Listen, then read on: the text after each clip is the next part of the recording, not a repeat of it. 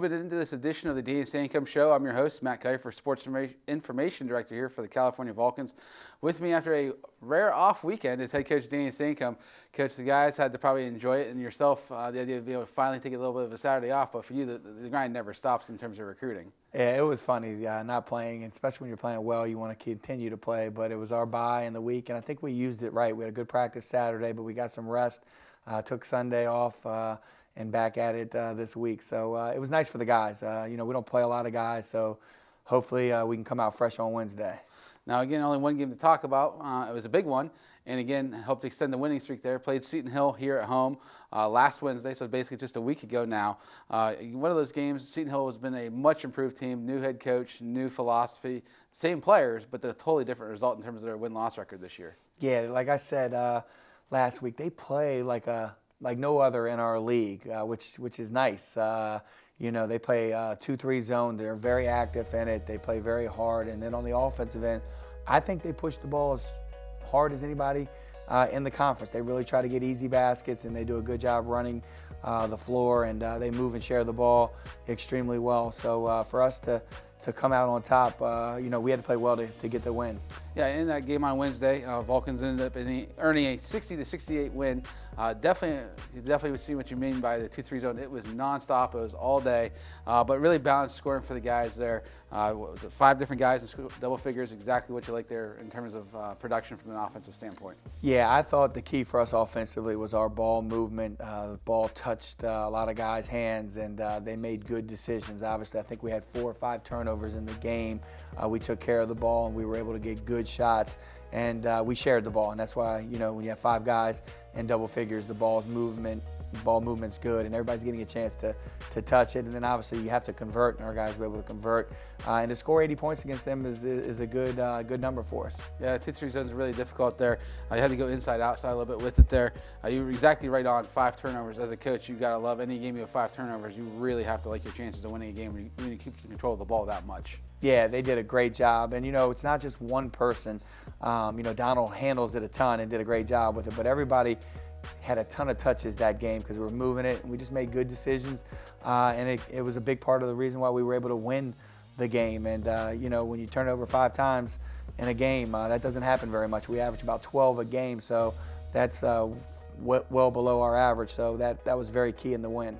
Yeah, and again, another one of those we talked about during this winning streak, 18 of 20 from the line, and you only committed 10 fouls as a team. So those are like keeping that rotation tight. You can do that when you have that little bit of fouls, but also the guys converting when they get to the line themselves. Yeah, I would say the last, 12 games, you could look back and we had some games not great defensively. We've really made a big improvement in the last month of the season on the defensive end, and I think that's why a big part of why we're seeing us get the wins now, because I think we've been good offensively the entire year. We just weren't able to get stops down the stretch early in the year, and we've made some adjustments, and I think just the repetition of the guys each and every day getting better and better. We've become solid defensive team here the last month of the season. And you talk about defense there, the idea of you're holding them to 7 of 27 shooting from beyond the arc. It's not necessarily what they want to do. They're more of an inside team, but still only 7 of 27, 26%. You're really going to keep a team down offensively if they can't convert from outside. Yeah, did a good job getting out to their shooters. They had a couple guys hit some threes that aren't three-point shooters, and that's going to happen from time to time. But I thought their main three-point shooters, we did a really good job limiting them to any good look. So, we'll need to continue to do that if we want to win basketball games. Yeah. And again, that was a great note for Wednesday. I know myself, I received this text basically when I was leaving Hamer, and it was a little bit of shell shock. But again, it's someone we both know, former head coach Bill Brown, who's here for 20 years overall at Cal, 30 years as a coach, passed away on Wednesday night. So a big loss there for the Cal family in terms of basketball alumnus for sure. Yeah, Coach Brown, I had the opportunity to know him probably for about 22, 23 years. And, people always look back, and he had an incredible record here. But I think the impact he had on the players that were in the program is really his legacy. He was just such a good guy, always in a good mood. His wife would travel a ton. She would want to wear a wheeling. She would be at the games, and they just seemed to create a great family atmosphere within the program. And to see that he had passed away is very sad, and I know how much he did for this basketball program and the success that he had, and we're trying to mirror that on the wins and losses, and he just was an exceptional coach, but even better person. Yeah, an absolute pillar for the program. Looking at his numbers, he had 365 wins, 207 losses, 635 winning percentage. You signed that any coach in the country will take that winning percentage. Also, was the NABC Guardians of the Game Pillar Award for Advocacy in 2012. That's one of those there, speaking high volumes of caring about the sport and continuing on to the next generation. Obviously, the biggest name everybody at Cal knows is Shaka Smart with his connection here as a graduate assistant. But again, he played for Coach Brown over at Kenyon, and now he's currently at Marquette and doing great things for them after his run with VCU and some time at Texas when they won a Big 12 championship. So again, our thoughts and prayers with the Brown family. It was a very difficult time, and it'd be a great way, again, on Saturday have a chance to take a moment of silence there before the game to honor him for all the fans that come back. But on that note, we're going to take a quick break here. Come back and take a look at what's coming up this week, and also take a look at the PSAC standings.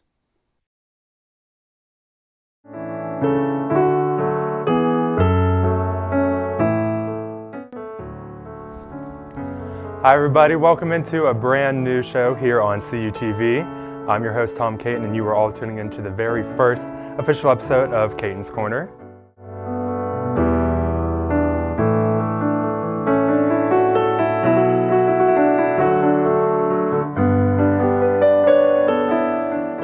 Bye everybody. Bye everybody. Bye everybody.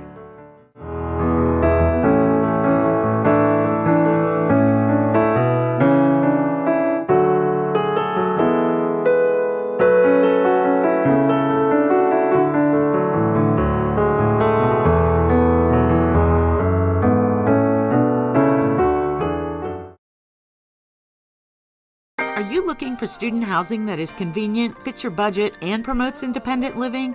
Look no further than Penn West California's Upper Campus student community at Vulcan Village. At Vulcan Village, you have 3 spacious floor plans to choose from, all with guaranteed private bedrooms and many with private bathrooms. Our community provides you fantastic amenities such as a 24/7 fitness center, convenience store, sand volleyball, and saltwater swimming pool.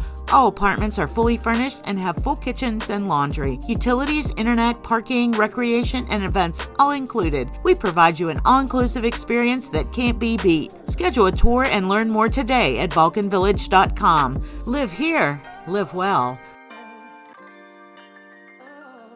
Hello, welcome back to the Dan Sancomb Show. With me, as always, head coach Dan Sancomb. Hard to believe we're in the last week of the regular season already. It doesn't seem like it was that long ago. We were here right around Christmas break. It was just you and us, and that was really about it, the only people on campus. And now we are basically at the end of the season. The last half has really flown by. Yeah, it always does. You know, I always feel like January and February is like the roller coaster, and you're coming downhill at that point in time of the season. And it's been a grind. It's always a grind. But here we are, with 2 games left on Wednesday and Saturday, and that's it for the regular season.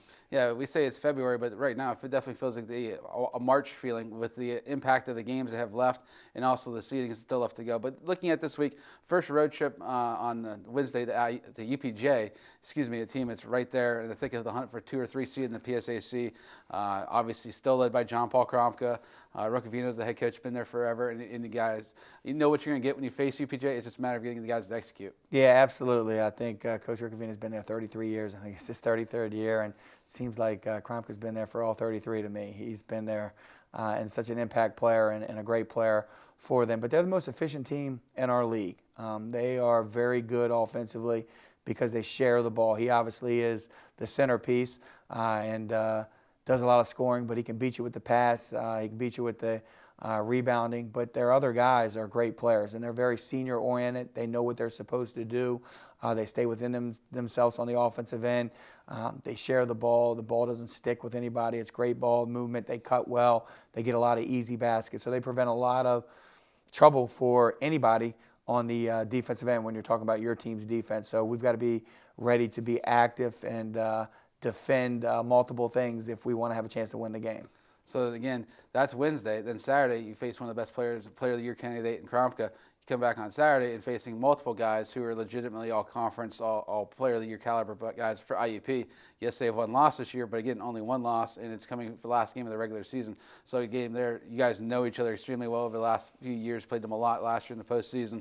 But again, a lot of those guys still back between Porter, Field, Morris, Jones. Those guys have been around. Yeah, another just, they're so good on the defensive end, and offensively they make it hard on you. They can create a lot of matchup problems, and they play very under control. There's a reason they only have one loss on the season. They're a tough team to beat, and they don't beat themselves. If you're going to beat both of these teams, either one of these teams, we're going to have to go out there and beat them. They do a good job of not beating themselves, staying within their game plan, and making it difficult on their opponents. So we're going to have to follow our game plan, and we're capable of doing that. I think we're playing good basketball, and we just got to be who we are. We got to be who we are and do the things that we do well, and we present a lot of challenges for teams when we do that. Yeah, and again, looking at the standings here, starting in the PSAC East, 5 of the 6 teams have already clinched a spot in the berth. But again, in the East, nobody has a seed yet determined yet. Shippensburg is in first place, 15-5. Westchester and Millersville both tied, 14-6, 1 game back. East Stroudsburg with the half game back at them, 14-7, and Lock Haven 12-8. Shepherd probably looking at getting into that last spot possibly, but still a lot of things left to go in the East.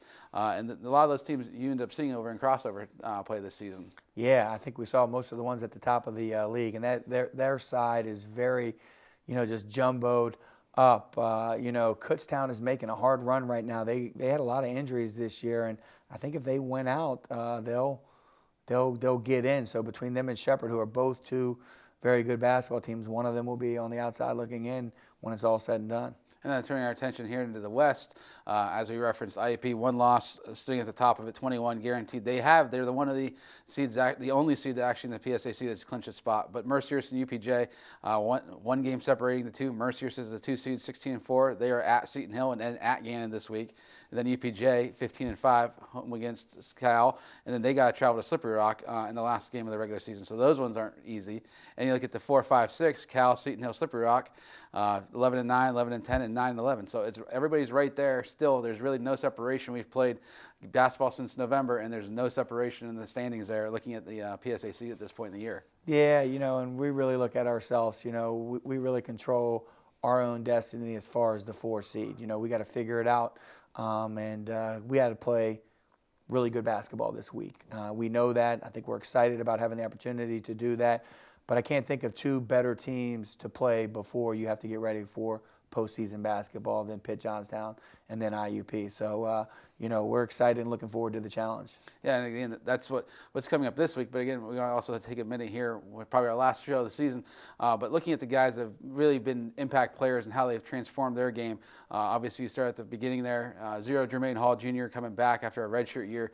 He's just been an absolute leader for the team week in and week out. Love him. Can't say enough about Jermaine. I really get on Jermaine and coach him hard. He responds so well. He's the leader of our program, just a great person to his teammates. When you talk about being a leader and how he treats the other guys in our program is exactly how you want your leader to be. And then he just battles, day in and day out. Really had to play out of position this year, and has really just done a super job on both ends of the floor for us. And, you could tell as the year has progressed, he's only gotten better. And when you have an Achilles injury, it just takes time to come back from. And to see him moving the way he is at this time of the year, I'm obviously excited for our team, but super excited for him because I saw how hard he worked when he was going through that. And that's a difficult, injuries stink because you feel like you're alone and you got to do a lot of things on your own. And to have him back this year and be able to play in every game so far says a lot about him. And the reason we're playing really good basketball right now. Another one of the guys in the middle there, Keith Palak, obviously a different role, different need from him this year compared to last year when he was a true freshman. But just you can't say enough about what he's meant underneath and his ability to stretch the floor inside, outside, and take it to the rim. Well, last year we thought Keith had an unbelievable year. And when we went into our postseason workouts, we knew he was going to have a special year this year, and he carried it over into the summer. And then obviously when he came back for preseason workouts, he was ready to go. And he's just developed so much more on the offensive end where he can score with his back to the basket. He obviously can shoot it. He passes the ball extremely well. Keith's been one of the top players in the conference all year. Really has. Does so much for us. Scores the ball, rebounds the ball, assists the ball. Has had an unbelievable year for us, and big part of the reason why we're sitting in fourth place.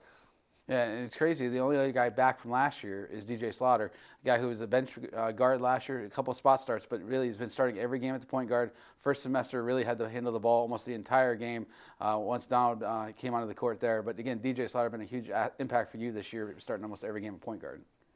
Progression, I guess, is the best way. DJ, I think this year has been willing to do the little things, take charges, dive on the floor for loose balls, shoot a very high percentage. He shoots 50% from the field, takes great shots, sets his teammates up, really has gotten better as a defender.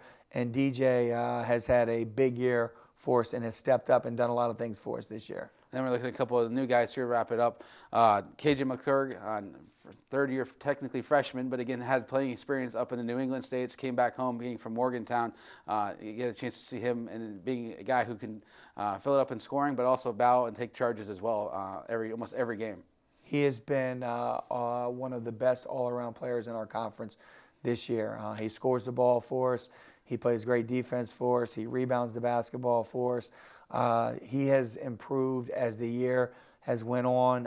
I felt like Jermaine would definitely get better as the year goes on due to the injury. I thought KJ would too. It's been a while since he had played as well, and he's just really done a great job getting better as the year goes, getting more comfortable in our offense, scoring the ball. But he's a guy that can play a game and not score the ball and still impact and help you win the game with his rebounding or his defense. I think he's been the most consistent and best freshman in the league this year.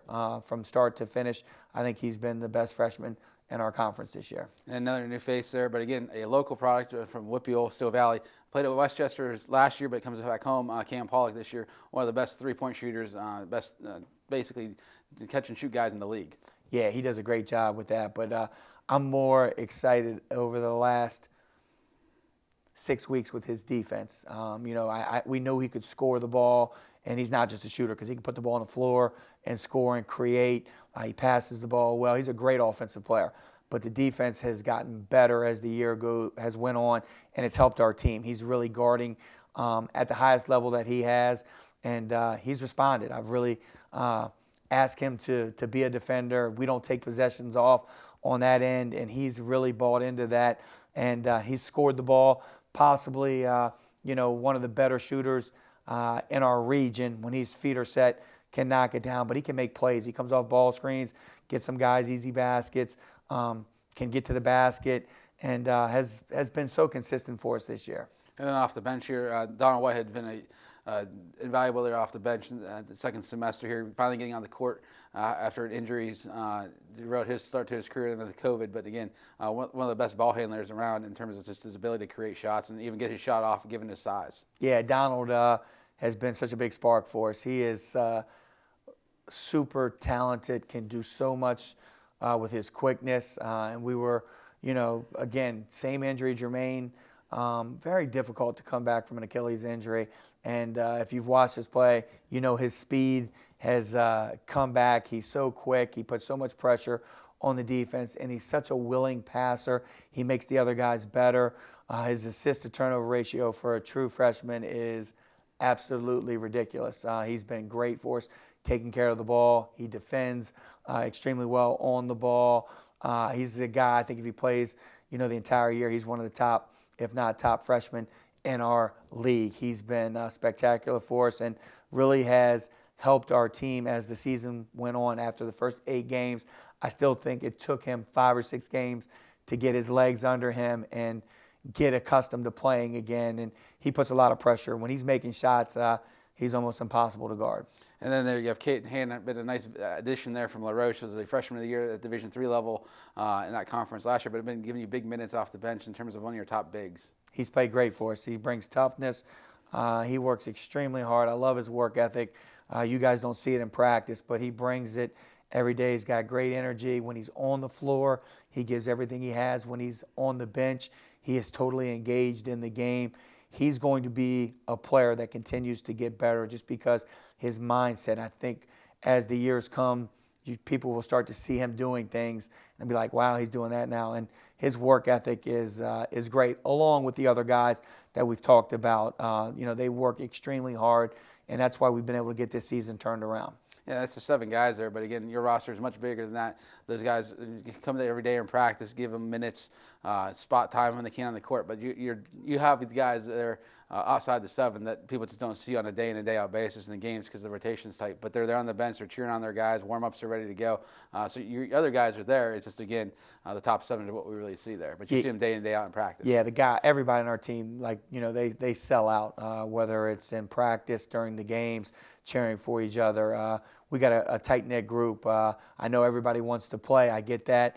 But we got a great group that has bought into, what's best for the team and, cheering if that's their role. They do a good job with it, calling out plays, on the bench. We've got guys that are engaged over there with us, which helps us in the process of winning.